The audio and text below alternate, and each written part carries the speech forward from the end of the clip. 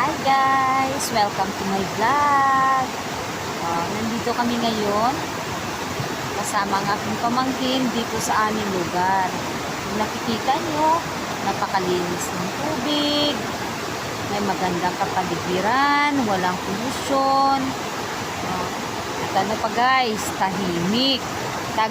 Tanging lagaslas lang ng tubig ang maririnig mo at saka huni ng tubig. Ayan napakaganda ng tubig. Hindi pa siya masyadong hindi pa siya masyadong exploited guys ng mga tao. Kasi pa siya, parang virgin pa ba? Virgin pa yung mga ilog. Minimaintain ng mga tao dito na mawawala ang basura.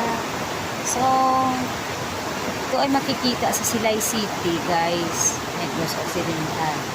So come on,